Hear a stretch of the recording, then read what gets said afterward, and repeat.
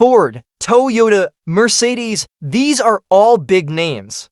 But before all of them, there was a car that people called a madman's invention. When this car first hit the road, people ran away in fear, dogs chased after it, and newspapers called it a dangerous toy. That car was the Duryea Motor Wagon. In this 4-minute journey, we will take you back to 1893, the day when two brothers laid the foundation of the American auto industry. This is the story of Charles and Frank Duryea. Both brothers ran a bicycle shop in Washington, D.C. No one had any idea that these bicycle makers would one day change history. Charles was an engineer, Frank was a mechanic. One day, they thought, why not put an engine into a horse-drawn carriage? They bought an old horse carriage for just $70.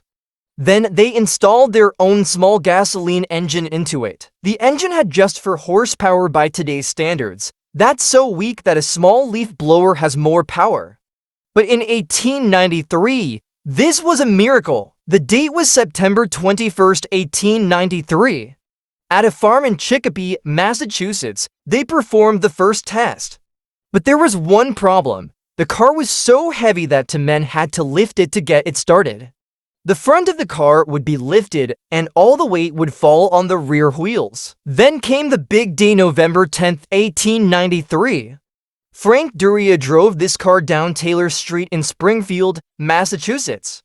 People were amazed. How is this carriage moving without a horse? The next day, the Springfield Republican newspaper ran the headline. Then came 1895, the biggest event yet.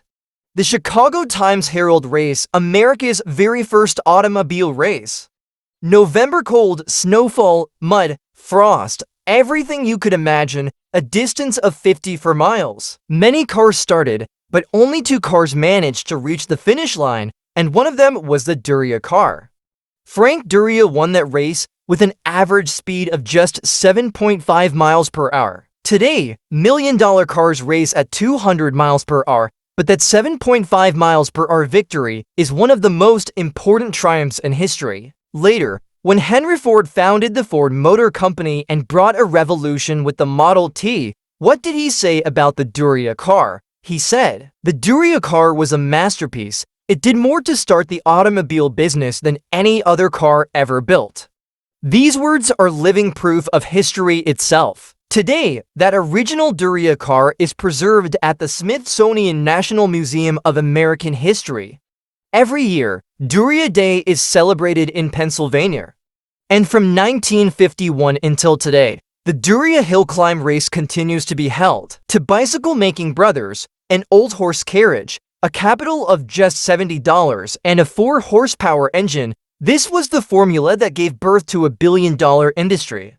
Today, 2.5 million people work in America's auto industry, and it pays $135 billion in taxes every single year. And it all started with one scary, noisy, smelly madman's invention. So the next time you start your car, remember the Duryea brothers, the ones who first said, "We made the horse obsolete."